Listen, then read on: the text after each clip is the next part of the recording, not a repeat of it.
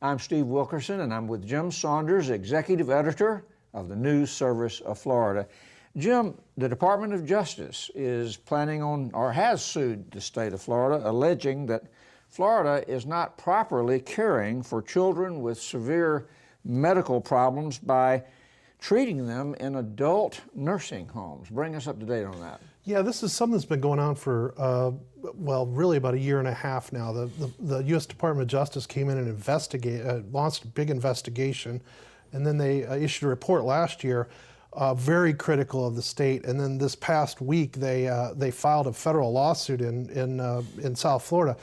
Basically, they are alleging that the state has violated the Americans with Disabilities Act by caring for children with these very complex medical needs in nursing homes instead of providing for them to live at home, live with in their communities.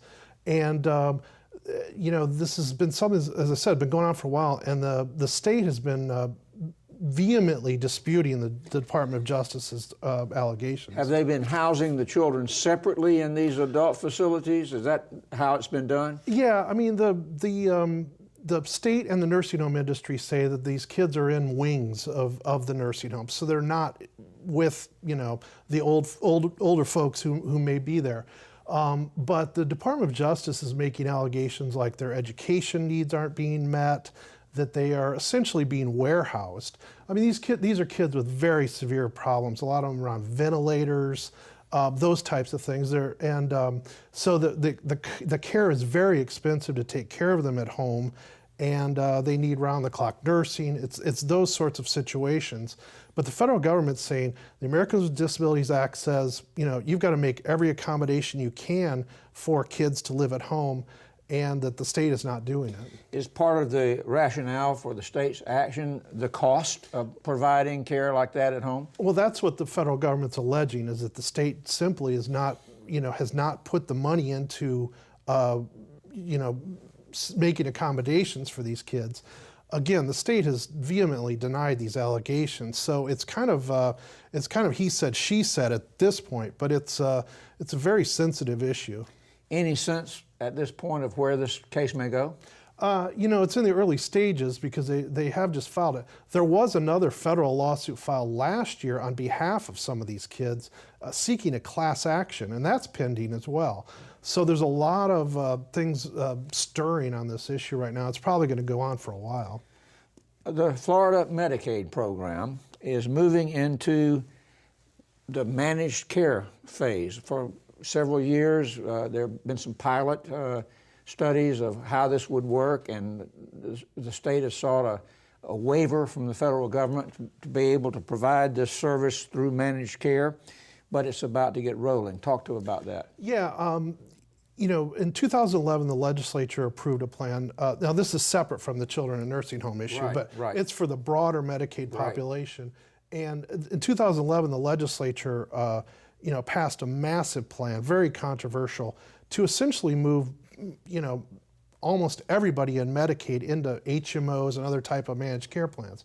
So it's finally starting. They had to get federal approval, which took a long time.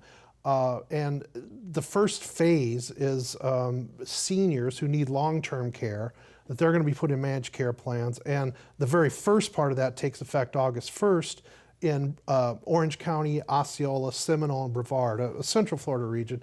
And then it's going to spread throughout the state. So it's going to be really interesting to watch. And it was very controversial when it was first proposed, correct?